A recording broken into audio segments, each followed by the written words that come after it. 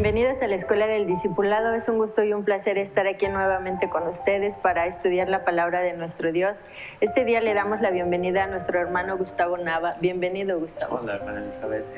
Muchísimas gracias por permitirme estar aquí nuevamente con ustedes para compartir la palabra. Y es un gusto también pues tener a nuestra hermana Liliana. Bienvenida, es la primera vez que nos acompañas aquí en la escuela. Así es, Eli, cuando tengo espacio en la mañana los sigo por la transmisión y hoy estoy aquí para lo que el Señor disponga. Así es. Y pues este día vamos a continuar hablando pues de la parashá de la semana. Esta semana pues estuvimos estudiando un tema muy importante y muy interesante. Así es, hermana Liliana. Así es, nos tocó la porción Tetzabé, que significa mandarás. Pero si la completamos un poco sería Beata Tetzabé, que quiere decir y tú mandarás. Y cuando estuve estudiando la semana, me pregunté muchas veces quién era el y tú. No sé qué opinan ustedes al respecto o cómo entenderían el y tú. ¿Quién es quien manda o quién mandará?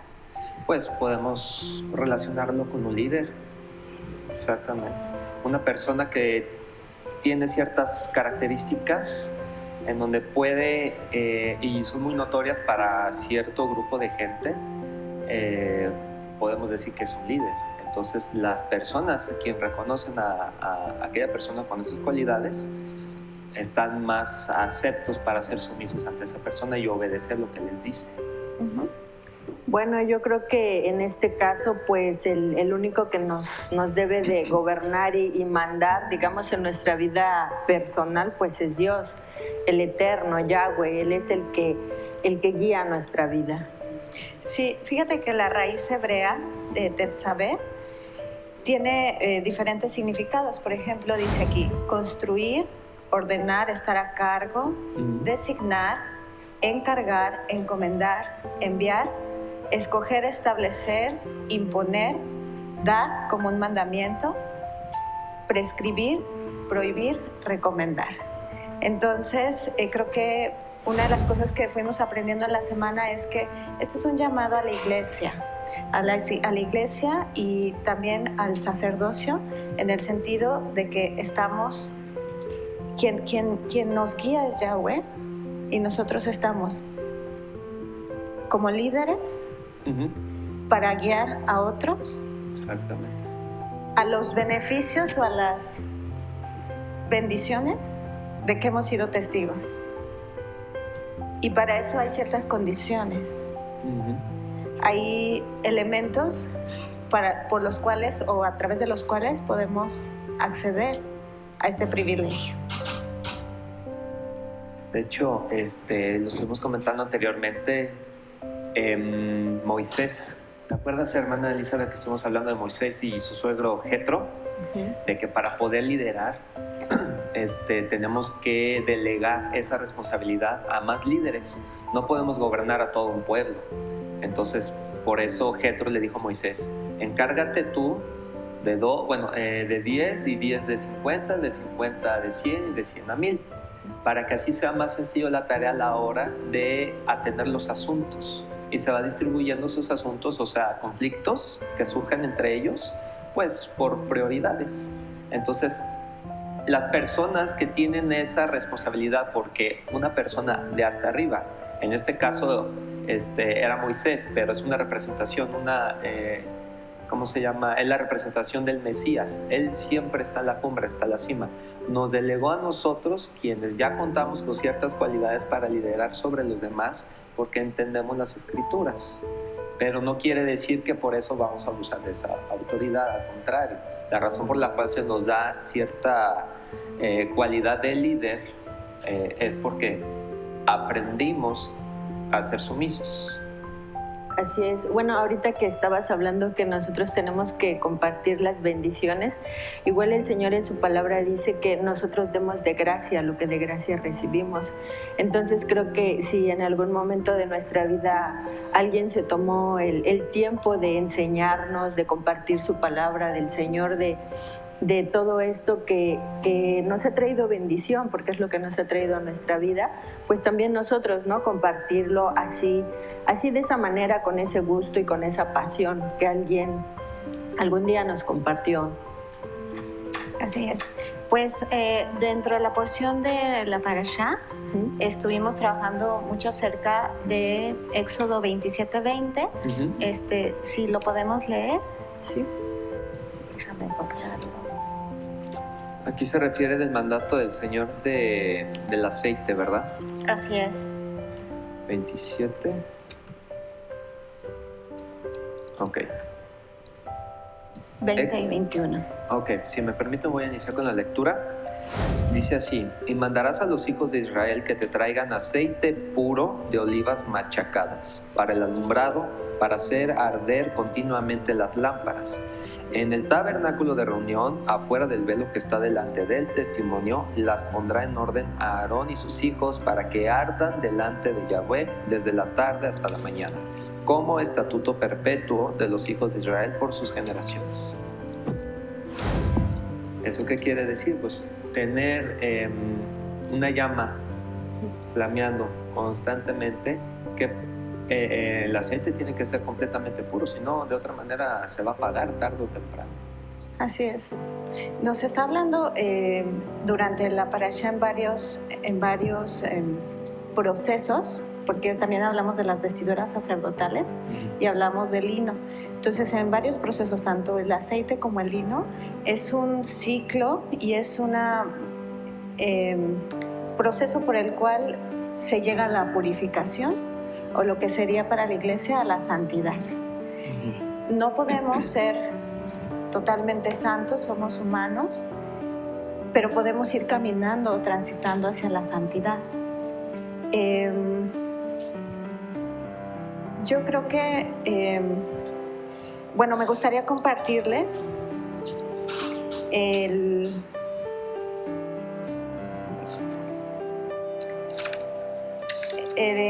Hebreos 4, 14, 16.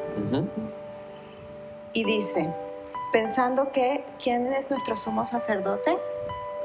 Yeshua. Dice, por tanto, teniendo un gran sumo sacerdote que traspasó los cielos, Jesús, el Hijo de Dios, retengamos nuestra profesión. Porque no tenemos un sumo sacerdote que no puede compadecerse de nuestras debilidades, sino uno que fue tentado en todo según nuestra semejanza, pero sin pecado. Acerquémonos pues confiadamente al trono de la gracia, para alcanzar misericordia y alcanzar gracia para el oportuno socorro. Porque todo sumo sacerdote tomado entre los hombres es constituido a favor de los hombres en lo que a Dios se refiere, para que preste ofrendas y sacrificios por los pecados, para que se muestre prudente con los ignorantes y extraviados, puesto que Él también está rodeado de debilidad y por causa de ella debe ofrecer por los pecados, tanto por sí mismo como también por el pueblo. Eso me hace pensar en cómo yo, que estoy tratando de transitar hacia una vida más pura, más santa, para encontrarme con Yahweh, soy tentada constantemente. En el mundo todo el tiempo estoy en tentación.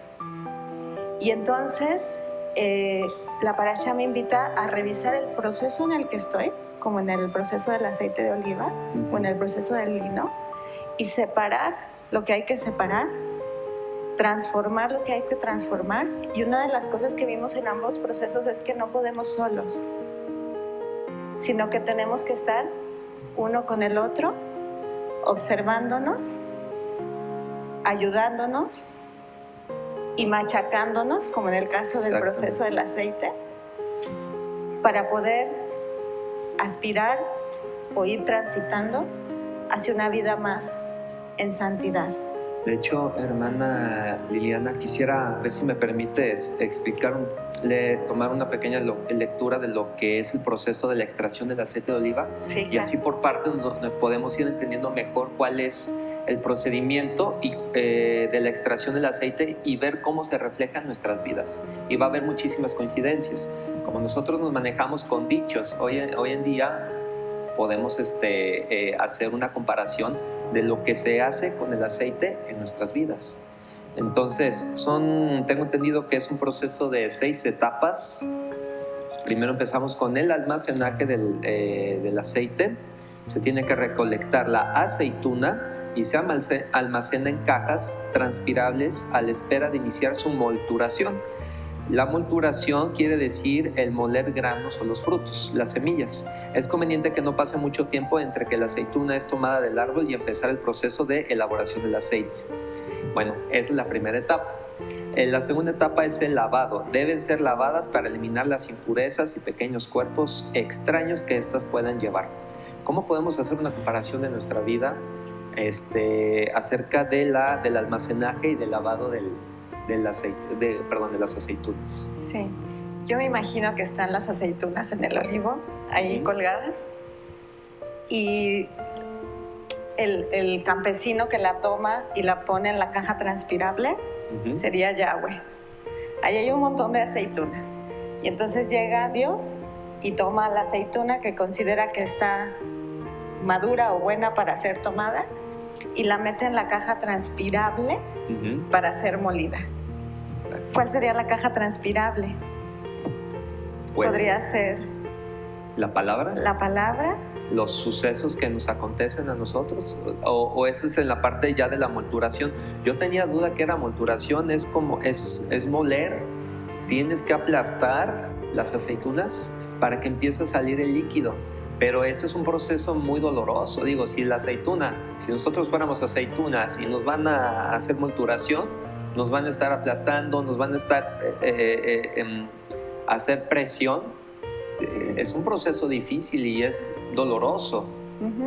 Entonces podríamos decir que la aceituna en el olivo está en el mundo, es tomada y luego Eli dice lavada, que es el segundo proceso que habías leído ya. Se lava para eliminar impurezas y pequeños cuerpos extraños. En un ser humano, ¿cuáles serían esas impurezas o pequeños cuerpos extraños? Pues yo creo que serían nuestros pecados, ¿no? Yo creo nuestros pecados y pues todos esos sentimientos que a veces están en nuestro corazón y que pues tampoco nos damos cuenta, ¿no? Creo que eso es parte del proceso. También son, antes del pecado, las tentaciones, los demonios que están cerca, que quieren y que te tienen rodeado para que puedas cometer ese pecado. Y luego, el siguiente proceso, Gus, ¿cuál sería? Bueno, había comentado del lavado, de la molturación, ese es el tercero. Consiste en que las aceitunas se introducen en los molinos de piedra para ser trituradas hasta conseguir una pasta y posteriormente se introduce en la prensa para así sacar el aceite de oliva. La palabra triturar, si eso lo relacionamos con nuestra vida, puede ser, es mi punto de vista, lo que tú decías, hermana Elizabeth, el Señor lava los pecados del hombre, ¿verdad? Y a esos pequeños, nos lava de esos pequeños insectos, de las impurezas que también son las tentaciones. Entonces, si no, ¿cómo se llama? La palabra triturar puede ser las pruebas que el Señor nos pone para decir no a esto. Y si decimos sí, si dejamos rienda suelta al pecado, pues hay consecuencias. Sí. Pero si el Señor pasa eso por alto y no nos hace nada, y nosotros no nos arrepentimos, pues entonces, ¿en qué Dios estamos confiando? El Dios de Israel siempre mantuvo disciplinado, siempre mantuvo bajo su misericordia una disciplina sobre su pueblo, y tiene que haber consecuencias de ello. Señor, dice la palabra que el Señor a quien ama disciplina a través del castigo, porque si uno peca, pues la consecuencia debe verse, con tal de entender la lección. Entonces la palabra triturar puede ser eso. Sí, como un buen padre que disciplina a sus hijos. Un buen padre no va a permitir que sus hijos caigan, o que sus hijos caigan en una adicción o caigan en un problema escolar. Él va a tener que tomarlos y indicarles que el camino es distinto, porque si no entonces quedan en esta molturación, en ese proceso donde era una aceituna y ahora está molida, queda irreconocible, ¿no? A través de esas impurezas que tenía, de esos actos, porque yo me pregunto, bueno, una persona que es infiel, una persona que tiene una adicción, que consume alcohol, que consume droga, que está trabajando todo el tiempo sin ningún afán, pues queda irreconocible también. Está cansado, está estresado, está incómodo, y entonces hay un momento en la vida de los seres humanos que hacemos un alto y decimos, ¿será este el camino correcto? ¿O será este el camino por donde debo ir?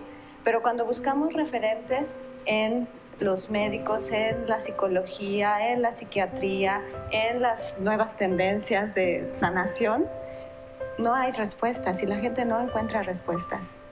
Cuando encontramos la palabra, es la instrucción que nos dice, mira, esta es la forma en la que yo, tu padre, te digo que hay que transitar. Y tú decides, porque es una decisión. Si la tomas, o puedes seguir estando machacado ahí como la aceituna sin llegar a ser aceite puro. De hecho, el objetivo principal es sacar el aceite puro, porque de otro modo, si seguimos machacándonos, nos dejamos machacar y no estamos aprendiendo de nuestras lecciones, es lo mismo que estar estancado.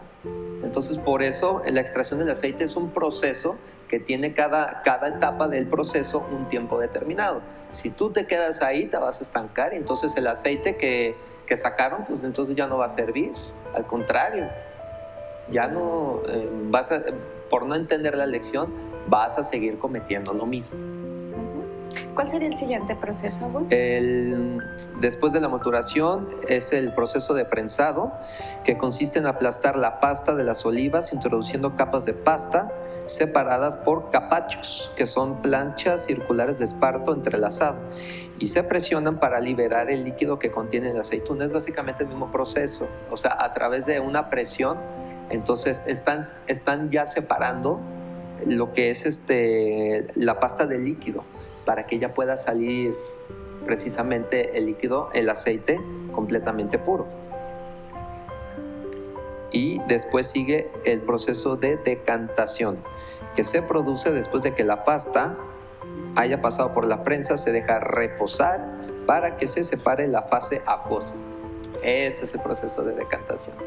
Y habíamos comentado, bueno, en esta semana que estuvimos aprendiendo en la parashá, hermana Lili, acerca de lo que significa el aceite. ¿Qué es el aceite y cuál es la función? Recuerdo muy bien que lo ejemplificaste muy bien cuando un pastor cuida a sus ovejas y les pone aceite. Sí, bueno, la palabra ungido viene de, en el término coloquial, el pastor de las ovejas ungía a los borreguitos porque en la lana, en el pelaje, podían caerle insectos o piojos que se le iban a las orejas y que ahí se quedaban y podían entrar y hasta matarlos o dañarlos. Entonces, a través de poner el ungüento o el aceite de oliva, resbalaban o ya no llegaban a incubar ahí hasta dentro de las los orejas. insectos. Exactamente. Entonces, puede ser protección, ¿verdad? Sí. Bueno, también recuerdo que hablábamos en la parashá de lo que era el fuego purificador. ¿Recuerdas cuando nos expusiste un poco de cuando se separa el agua del aceite y de otro material que está ahí que se llama alpachín? Alpichi. Ajá, ok. Pues sí, justo en el proceso en el que estaba hablando Gus de la decantación, se separan el líquido del agua y el aceite. Y en la mañana la hermana Susana nos compartía que hay dos procesos, uno en frío y uno en caliente. El caliente tiene que ver con que se tiene que separar químicamente el agua y el aceite. Y estábamos analizando a qué se podía referir o frío o caliente. y la hermana nos decía que probablemente la parte de un proceso de extracción de aceite en frío podría ser cuando nosotros ya llegamos a la palabra del Señor y viene esa molturación que va a ser frecuente, porque el hecho de que hayamos llegado a la palabra del Señor no quiere decir que no vamos a estar siendo machacados continuamente, pero en frío, digamos, podemos mantener más la paz y encontrar sosiego en la palabra. Y en caliente es como cuando tú das la espalda y de repente te viene fuertemente hasta que aprendas como por dónde poder ir. Y después de la decantación viene por último el almacenaje, en donde el aceite de olivo ya es envasado para evitar que haya ranciamientos o enturbamientos o que se absorban otros elementos en el aceite. Y entonces a través del aceite llegamos al fuego. Hacíamos también la analogía de la lámpara, en donde en un contenedor está un combustible que da fuego y da luz. Podríamos decir que el contenedor es la lámpara de la que nos está hablando Éxodo. El aceite es el combustible, que en este caso es puro, aceite puro de oliva. Y la llama es una luz. Y la luz en el contexto bíblico tiene muchos significados. Es un cuerpo luminoso, independiente de otro cuerpo, para que pueda reflejar la luz que transmite, ¿verdad? La luz del mundo. Exactamente, hay varios pasajes así. Sí, de así hecho, si me permites, hermana Lili, esto del uso del aceite es para poder tener la llama flameante. Aquí estamos hablando, bajo esta analogía es importante considerar cómo es que podemos vivir ahora nosotros bajo esta enseñanza que estamos aprendiendo de ser lámparas, ¿verdad? Entonces, lámparas, habías mencionado algo muy importante sobre los objetos que son brillantes y los objetos que son luminosos. Nosotros podemos considerarnos lámparas porque reflejamos la luz, la llama, que es un cuerpo luminoso. Entonces, ¿cuál es la diferencia? Tú lo mencionabas muy bien, hermana Lili, la vez pasada, entre un cuerpo que tiene brillo y un cuerpo que es luminoso. Que un cuerpo luminoso genera luz propia, viene dentro de sí, no depende de otro objeto para que genere luz, únicamente de ahí, propiamente, de ahí genera su luz. Y un cuerpo brilloso es simplemente el objeto que depende de un objeto luminoso para que pueda reflejar esa luz, entonces brilla. Entonces, ¿qué quiere decir? Bajo esta analogía, ¿cómo podemos entender esto en nuestras vidas? Nosotros, como ya lo hemos mencionado también antes, somos templo de Dios y en el templo se tienen lámparas. Entonces somos lámparas, pero ¿quién es la luz del mundo? ¿Quién es la luz que nos permite brillar hacia las demás personas que todavía están en oscuridad, que están bajo sus propias concupiscencias o que están ciegas, que no pueden ver todavía la luz? Entonces el Señor es la luz y nosotros debemos ser lámparas. Entonces habías mencionado también, aquí es donde ya entra la función del sacerdote, porque tiene que servir de testimonio de que él ha visto al Señor en su vida para que pueda transmitírselo a los demás. De hecho, si podemos ir para un ejemplo de lo que es un cuerpo brilloso y un cuerpo luminoso, Moisés, cuando estaba en el monte con Dios a la cumbre, orando con el Señor y escribiendo las tablas de la ley, precisamente si nos podemos ir a Éxodo 34, 29, por favor, si lo puedes leer, hermana Elizabeth. Sí, 34, 29. Dice: cuando Moisés descendió del monte Sinaí, trayendo en su mano las 2 tablas del testimonio, al descender del monte, no sabía que la piel de su rostro resplandecía debido a que él había hablado con él. Exactamente. Bueno, aquí estábamos hablando del aceite, cuál es la función del aceite, poder transmitir la luz, poder ser el líquido flameante para que la llama ardiera continuamente, pero la llama que representa la luz. Entonces, basándonos en este pasaje, Éxodo 34:29, Moisés bajaba y no sabía que él estaba resplandeciendo en su rostro, o sea, tenía brillo. Moisés no genera luz dentro de sí mismo, sino que reflejó su cuerpo por la luz que el Señor, quien es luz, le transmitió a él, y sus hermanos, o sea, el pueblo de Israel, lo pudieron distinguir, lo pudieron ver. Entonces, eso es una analogía muy interesante para saber cómo debemos aplicar nuestras vidas. Mencionábamos lo de ser líderes. Entonces, un líder es una persona que cuenta con ciertas cualidades que Dios le puso para poder ejercer control sobre un pueblo que él determinó que administrara, que gobernara. Así es. Bueno, también creo que podemos hablar un poco de las vírgenes. ¿Recuerdas que había 5 vírgenes insensatas y 5 vírgenes prudentes?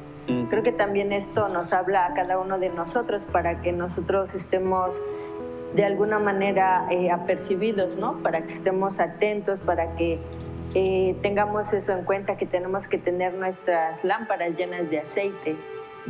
Ahorita la hermana Liliana pues ya nos comentaba lo que era el aceite, y pues nosotros tenemos que estar atentos, tenemos que estar siempre en la palabra, tenemos que estar listos para que no nos pase eso que dice también en la palabra, que podemos estar pues como las vírgenes insensatas.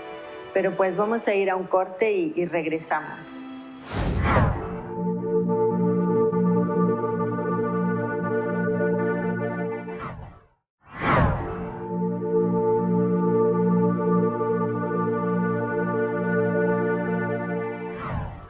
Y continuamos hablando de este tema tan interesante de la luz.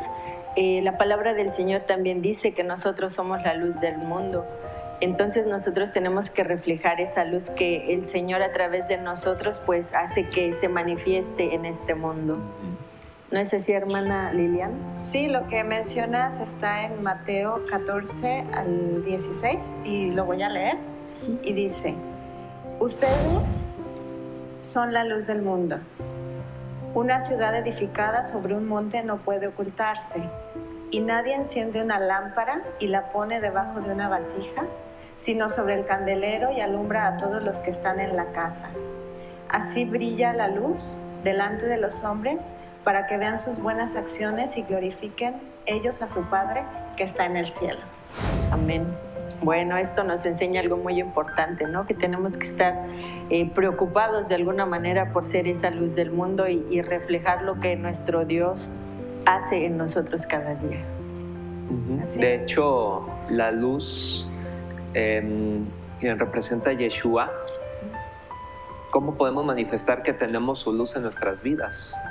Estábamos mencionando que un sacerdote da testimonio de que es sacerdote apartado de Dios, porque guarda su cuerpo de todas las concupiscencias que todos padecemos día a día.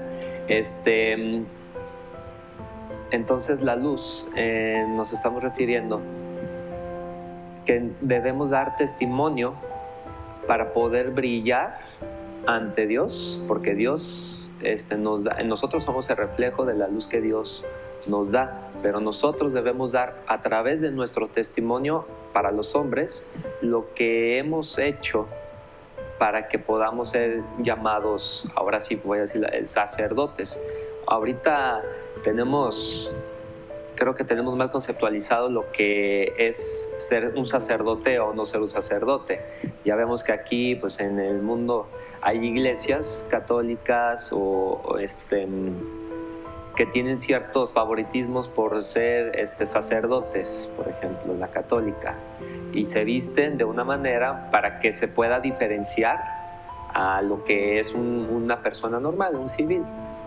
Nada más que esa diferencia en el Antiguo Testamento se tenía que hacer porque, si recordamos un poco de la historia, en el Antiguo Testamento la tribu de Leví fue apartado para Dios, y no poseía nada de las propiedades de su pueblo de Israel, sino que recibía los diezmos y las ofrendas de su pueblo. Pero Leví estaba apartado por ser celoso de su nombre. Si recuerdan que no contribuyó en la adoración de un becerro de oro, entonces esa fue la razón por la cual Dios escogió a la tribu de Leví. Entonces los tuvo que vestir de manera sacerdotal para que hiciera la diferencia de que ellos guardaron su palabra. Entonces, por eso es que el Señor está describiendo, es el tema que vamos a entrar ahora de las vestiduras del sacerdote, para que podamos entender cada una de las prendas, lo que representa, y ahora cómo eso aplica en nuestras vidas, espiritualmente hablando. Entonces, si hoy en día sigue habiendo una diferencia de por qué vemos unas personas que son sacerdotes y otras personas que son civiles, es porque pues, no han entendido que ya todo es un sentido espiritual. Podemos decir nosotros que somos sacerdotes siempre y cuando guardemos la palabra del Señor. No tenemos que estar vestidos para decir que somos apartados. Sí. Exactamente. Fíjate, Gus, que ahorita que estabas hablando de eso, me remitió a Éxodo 19, 5 y 6, que habla de que somos un especial tesoro. Y entonces dice, ahora pues, si dieres oído a mi voz y guardares mi pacto, vosotros seréis mi especial tesoro sobre todos los pueblos, porque mía es toda la tierra, y vosotros me seréis un reino de sacerdotes y gente santa. Estas son las palabras que dirás a los hijos de Israel. Entonces nuevamente es un llamado. Exactamente. Pero pues podemos entrar al tema, hermana Elizabeth. Sí, claro. De las vestiduras del sacerdote. Bueno, esto lo encontramos en Éxodo 28. Me gustaría leerles, pues, ¿qué les parece si iniciamos con la parte interna? Dice, los calzoncillos significan la vestidura contra la transgresión sexual. La tenemos en Mateo 5:28. ¿Te gustaría? Mateo 5:28. Sí, por favor, Gus. Bueno, estamos hablando pues de la vestidura del sacerdote. Dios mandaba a que sus vestiduras de estos pues fuese especial, de alguna manera que, como ya lo dijiste, los distinguiera del resto del pueblo. Sí, porque lo que hicieron fue guardar su palabra, entonces precisamente por eso los apartó. En Mateo 5:28 dice, cuando Jesús estaba hablando con sus discípulos, pero yo os digo que cualquiera que mira a una mujer para codiciarla, ya adulteró con ella en su corazón. Así es. Bueno, esto nos habla pues de una parte, digamos, interna, así como la ropa interior pues no se ve, tampoco tus pensamientos, yo no puedo ver lo que tú estás pensando. Entonces aquí creo que se refiere a que pues la intención de nuestro corazón, lo que hay en nuestro corazón, eso creo que es una parte muy importante, ¿no? Porque yo puedo pensar, pues yo pienso esto y yo pienso aquello y pues nadie me ve, ¿no? Pero ¿qué hay más allá? ¿Qué dijo el Señor de aquello, no? Así es, como lo dice en Génesis 3:7, ¿no? Sí. Descubrieron su desnudez. Así es.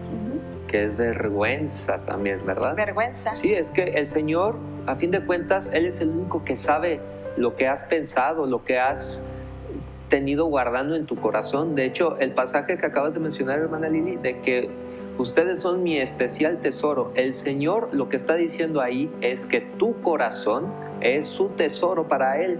Entonces hay otro pasaje que dice que hay que entregarle nuestro corazón, a Él, porque Él quiere recibirlo para poder cambiarlo y ser como fue su pueblo, la tribu de Leví, apartados de todo mal. Entonces sí tenemos que entender eso muy bien, porque no quiere decir que por lo que se ve afuera, mientras no se vea lo que yo estoy pensando por dentro, pues no va a haber problema, pero es que sí lo hay. Entonces, el adulterio, por ejemplo, es un pecado muy, muy, muy grave, porque estaba leyendo en un estudio también, desde que te surja el primer pensamiento, que, por ejemplo, no sea mi mujer, por así decirlo, y estoy pensando en otra mujer, eso ya es adulterio, pero yo no le dije nada a mi mujer, yo lo tengo pensando, o sea, yo nada más lo estuve pensando. Y es posible refrenar esos pensamientos, sí, pero por ejemplo, también es muy difícil no pensar en eso. Por ejemplo, si yo te digo, hermana Lili, no pienses en un elefante de color rojo, lo primero que viene ya lo piensas, ¿verdad? Entonces eso es lo que tenemos que entender. No, siempre vamos a estar expuestos al pecado, pero si nos mantenemos constantes, la manera para poder estar delante de Dios, guardados y apartados para Él, es que constantemente estemos en su palabra. La luz, por eso pide que tenemos que ser luz. Tiene que haber ahí el combustible que genere la luz, que es el aceite. Entonces el aceite lo podemos ver también, su palabra, porque nos protege de esos malos pensamientos. Y mientras tengamos la palabra, lo estemos leyendo, entonces va a funcionar de aceite, de motor, para que podamos transmitir la luz a través del testimonio. Todo esto va agarrando sentido. Los sacerdotes, de hecho, de eso es de lo que se encargan, tienen que asegurarse que en el templo esté todo iluminado. De otra forma, entonces no están haciendo bien su trabajo, o por negligencia omitieron esto y se les apagó la luz, como la parábola de las vírgenes insensatas. Así es. Bueno, vamos a pasar a otra parte de las vestiduras, que dice que es la túnica de lino fino, contra la muerte, es decir, no verse manchados de sangre. Bueno, aquí pues creo que teníamos que el lino fino de alguna manera también representa pureza. Aquí nos habla también de la sangre. ¿Qué podríamos decir de esto, hermana Liliana? Sí, estuvimos también analizando que un sacerdote, para ser sacerdote, tenía que ser lavado, ungido, o sea, lavado en agua, ungido en aceite, y a través de la sangre de Cristo, reparado, renovado. Estos tres elementos fue algo que nos fue guiando toda la semana en relación al sacerdocio. No solamente se requiere de estar en la palabra, sino también de estar en santidad. Así es. Bueno, otro de los elementos de la vestidura dice que es el pectoral del juicio. Dice 12 piedras con los nombres de las tribus contra la vida fuera de la voluntad de Dios. Bueno, también en la semana estuvimos hablando, ¿no?, de lo que es el pectoral del sacerdote, donde llevaba pues los 12 nombres de las tribus. Esto igual es algo muy importante y me gustaría que nos comentaras. Sí, bueno, el pectoral es un cuadrado en el pecho cerca del corazón del sacerdote, en donde había 12 piedras preciosas, que cada una de ellas representaba una tribu, y en general representan al pueblo de Dios. Entonces, esto va en el efod, que es la túnica. Está la túnica que hablabas, la blanca, luego está la azul, y luego está el efod, que está tejido con hilos de oro y hilos azules y púrpuras, y tiene unas sombreras aquí.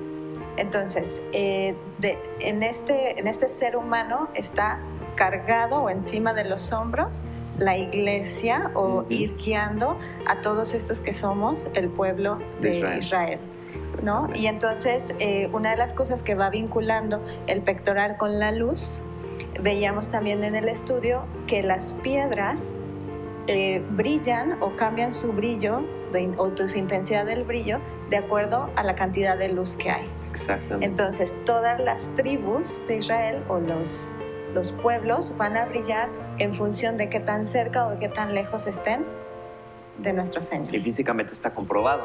A mayor intensidad de luz, entonces más brillo van a tener las piedras preciosas. Entonces, si son 12 piedras, que es el pueblo de Israel, entonces mientras más nos estemos acercando a la palabra, más luz podemos reflejar, que es a través del testimonio. De hecho, quería ver si me pudieran, si me permiten leer Primera de Pedro 2:9. En Primera de Pedro les está platicando que somos, que al pueblo, que son un linaje escogido. Dice: mas vosotros sois linaje escogido, real sacerdocio, nación santa. Y ya habíamos entendido anteriormente que la palabra santa santo es ser apartado. No quiere decir que vamos a dejar de estar expuestos, sino que nos guardamos de las adversidades, de las tentaciones, diciéndonos que no a nosotros mismos. Somos un pueblo adquirido por Dios para que anunciéis las virtudes de aquel que os llamó de las tinieblas a su luz admirable. Para que anunciemos las virtudes, eso es el dar testimonio de nuestras vidas, de cómo antes éramos tinieblas, cómo es que nosotros teníamos una vida muy, tal vez ni se ve la diferencia por fuera, pero por dentro se siente bastante diferente. O sea, no, teníamos tristeza, tal vez las situaciones de las cuales estábamos viviendo afuera, si fuera económicamente, o de salud, o de cualquier otro conflicto, nos afectaba emocionalmente. Pero ahora, a pesar de que sean los mismos problemas que tengamos, por ya estar en luz, actuamos de otra manera. Y ahí yo quería hacer hincapié, para ver si estoy mal, corríjanme, pero la diferencia de entre una persona que está en tinieblas y una persona que está en luz, o de otra manera, una persona justa o entre una persona malvada, tinieblas, justo, luz, es la actitud. La actitud ante una situación nos define quiénes somos por dentro. Y creo que eso lo dice en Malaquías. Si alguien puede buscar, por favor, en Malaquías 3:13, del 13 al 15, por favor. Aquí nos está hablando que los cambios, más bien las situaciones que tenemos adversas, siempre los vamos a tener, siempre vamos a tener conflictos, pero se ve que en tu corazón, dentro de ti, si tú tienes una buena actitud, entonces vas a responder de una manera mucho más positiva, a diferencia de una persona que siempre está amargada. ¿Pero por qué tienen esa raíz de amargura? Porque por dentro no quisieron escuchar la palabra de Dios, no quisieron acercarse a la palabra de Dios para entenderse en dónde está la raíz de su problema y corregirlo. ¿Sí? ¿Quién entiende el pasaje? ¿Cómo dijiste Malaquías 3, qué, perdón? Malaquías 3, sí. Del 13 al 15, por favor. Sí. Dice, vuestras palabras han sido duras contra mí, dice Yahweh, pero vosotros decís, ¿qué hemos hablado contra ti? Vosotros decís, en vano servir a Dios. ¿Y cuál ha sido el provecho de que hayamos cumplido lo que nos encargó y hayamos andado en luto delante de Yahweh de los ejércitos? Y ahora llamamos bienaventurados a los arrogantes, los que obran perversamente. No solo han sido edificados, sino que también ponen a prueba a Dios y escapan. Exactamente. Aquí vamos a entenderlo de otra manera. Las personas, como vemos hoy en día, hay muchas personas que tienen todo, tienen las riquezas. Y ni siquiera podemos ver claramente que ni siquiera se acercan a la palabra de Dios y sin embargo lo tienen todo. Aquí están respondiendo el pueblo de que son rebeldes. ¿De qué me sirve a mí servir al Señor si es que no estoy teniendo nada? Al contrario, estoy teniendo mucha aflicción, me está doliendo todo lo que yo hago, todo lo que yo estoy viviendo. Y veo a las otras personas que son soberbias, que a través de su tiranía, de su orgullo, obtienen todo, lo consiguen porque lo hacen, porque hacen que suceda. Entonces, ¿por qué voy a obedecer yo al Señor? El Señor, si tú no se lo compartes nada a tu hermano, pero de que tú estás enojado con el Señor, pero el Señor sabe de que tú estás enojado con Él porque no has recibido nada a cambio. Pero esa mentalidad muestra la actitud que tú tienes en tu corazón. No has recibido nada. Si no recibo nada, entonces voy a maldecir a Dios de esta forma. Entonces quiere decir que nuestra actitud, ahí está la diferencia, nuestra actitud reside ahí para poder cómo actuar ante la vida. Cualquier situación que se nos presente, si tu actitud no cambia, entonces no vas a poder servir al Señor, no vas a poder ser justo, no vas a poder dar testimonio de la luz que hay en ti, porque no quieres entender, no quieres lograr ese cambio de mentalidad. Fíjate que lo que estás diciendo, Gustavo, me llevó a Primera de Timoteo del 12 al 15. y dice, habla de la gratitud de Pablo hacia Dios por su misericordia. Entonces tú estás diciendo, si nosotros no nos abrimos a Dios, estamos negándolo, o estamos a veces molestos por lo que no nos dio lo que nosotros creíamos que nos tenía que dar. Pero si no nos hacemos como en el proceso del aceite de oliva y nos vamos purificando, tampoco va a llegar la bendición. Y entonces dice aquí, gracias doy a nuestro Señor Jesucristo que me ha fortalecido porque me ha tenido por fiel designándome en su ministerio. Aunque antes yo había sido blasfemo, perseguidor e insolente, no obstante alcancé misericordia porque lo hice mientras estaba en ignorancia e incredulidad.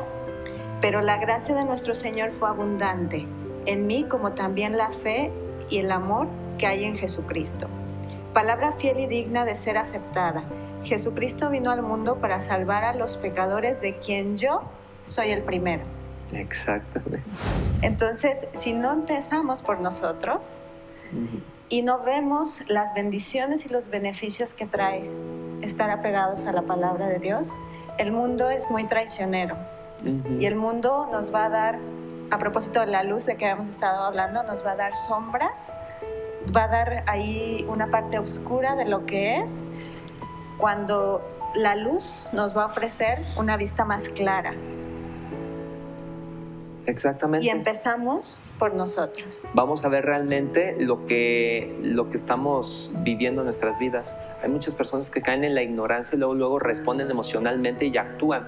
Las personas rencorosas, las personas que no entienden que todo lo que tienen delante es una prueba, luego acceden. Esta persona me hizo daño, entonces yo se lo voy a devolver. Está en mi mano el poder hacerlo, entonces si se me ofreció la oportunidad lo voy a hacer. Pero ahí está la prueba, no para la persona a quien te hizo daño, sino para ti misma. Porque si en tu corazón está ese deseo de venganza, le estás quitando poder a Dios, le estás quitando su lugar, porque la venganza es del Señor, entonces Él va a hacer justicia por ti. Ahora, si nosotros hemos hecho daño a alguien, o si nos hemos hecho daño a nosotros mismos, o que hemos pecado de cualquier tipo, lo que estamos mencionando de los sacerdotes, del sumo sacerdote, ¿verdad? Porque estamos explicando sobre la vestidura del sumo sacerdote. ¿Quién representa al sumo sacerdote hoy en día para que podamos continuar con nuestras vidas? Y a pesar de que sigamos pecando, Él intercede por nosotros. Porque la función del sumo sacerdote era ofrecer, dar ofrendas, sacrificios para expiación de pecados y mantener las lumbreras encendidas en el templo. Sí, el sumo sacerdote es Yeshua. Y si me permites continuar con esta parte del pasaje, dice: y por esto alcancé misericordia para que Jesucristo manifestara primero en mí toda su paciencia, para ejemplo de los que habían de creer en Él para vida eterna. Por tanto, el Rey de las edades, a aquel que es incorruptible e invisible, el único Dios, sea la honra y la gloria eternamente y para siempre. Amén. Entonces, si nosotros estamos siendo llamados a ser sacerdotes y a estar en este proceso de purificación, en este proceso de purificación es en el que tenemos que estar dando testimonio de lo que nos ha estado pasando. Cada vez que nosotros nos hacemos conscientes de este proceso, como el aceite de oliva, en ese proceso en el que yo estoy transitando hacia la purificación, es como si la aceituna estuviera muy consciente de cuando fue machacada, cuando fue decantada, y puede decir, en este proceso sentí esto, en este proceso viví esto, y hoy me doy cuenta que sí existe Dios, que sí está obrando en mi vida y que quiero seguirle a Él en un ministerio. Y como tú dices, el brillo se nota, el brillo se ve y la gente alrededor dice, ¿qué te está pasando? Porque tú no eras así, porque ahora eres paciente, porque ahora no te enojas. Exactamente. Porque eres de esta manera. Esa es la manera para alcanzar más seguidores para el Señor. Dando un testimonio. Y el sacerdote o el sumo sacerdote del que hablamos, que debe tener esas vestiduras, que es todo elementos, Eli nos está hablando de los significados de esos elementos, es el mediador entre cuando vemos el tabernáculo, que está el atrio, el lugar santo y el lugar santísimo, el sacerdote es el único que puede llegar al lugar santísimo. Entonces es el mediador entre el mundo y Yeshua. Amén. Y Yahweh. Así es. Y hay otros elementos de la vestidura. Así es. Bueno, el que sigue es el cinturón. Dice que tipo de creyente que está dispuesto para servir. ¿Podrías leer Juan 13 del 4 al 10, por favor, Gus? Juan. Bueno, y también 13 del 4 al 10. Y también pues una cosa muy importante en lo que ahorita hablábamos es que el Señor dice que debemos de renovar nuestra mente cada día. Nosotros como creyentes tal vez al principio vamos a tener esa manera de pensar, ¿no? De decir, ¿por qué al vecino le va mejor que a mí? ¿Por qué a tal le va mejor que a mí? Pero cuando Dios dice que nosotros nos renovemos en su palabra, vamos a ir cambiando esa manera de pensar. Y así como tú lo dijiste, hermana Liliana, después vamos a ir viendo qué es lo que Dios ha hecho en mí. Y eso que Dios ha hecho en mí tal vez no lo puedo pagar ni con toda la riqueza del vecino, ¿no? ¿Es Juan 13? Sí, Juan 13, del 4 al 10. Sobre el lavamiento de los pies. Ok. Dice, se levantó de la cena y se quitó su manto y tomando una toalla se la ciñó. Luego puso agua en un lebrillo y comenzó a lavar los pies de los discípulos y a enjuagarlos con la toalla con que estaba ceñido. Entonces vino Simón Pedro y Pedro le dijo, Señor, ¿tú me lavas los pies? Respondió Jesús y le dijo, lo que yo hago tú no lo comprendes ahora, mas lo entenderás después. Pedro le dijo, no me lavarás los pies jamás. Jesús le respondió, si no te lavare, no tendrás parte conmigo. Le dijo Simón Pedro, Señor, no solo mis pies, sino también las manos y la cabeza. Jesús le dijo, el que está lavado no necesita sino lavarse los pies, pues está todo limpio y vosotros limpios estáis, aunque no todos. Así es. Bueno, aquí el Señor nos habla pues de eso, ¿no? De que ellos ya habían sido lavados. ¿Por qué habían sido lavados? Porque habían estado con Él, habían aprendido todo lo que Él les había enseñado. Y también pues creo que en esa parte nos habla un poco de la humildad, ¿no? De la humildad para saber pues servir, ¿no? Como el Señor vino a servir y vino a enseñarnos cómo ser humildes, cómo a veces nosotros llegamos a un lugar y queremos que nos traten bien, que nos sirvan, pero si nosotros llegamos a un lugar, pues es para servir. Pues este día se nos ha acabado el tiempo. ¿Les gustaría concluir de alguna manera? Sí, por supuesto. Cuando leía Gustavo el pasaje, dijo, lo que yo hago ahora tú no lo entiendes, el lavado de los pies. Entonces, a veces así obra el Señor, lo que está haciendo en este momento en nuestras vidas no lo entendemos, pero si nos ponemos atentos y conscientes a lo que estamos viviendo, va a tener mucho significado y mucha bendición en nuestra vida. Así es. Que el Señor les bendiga.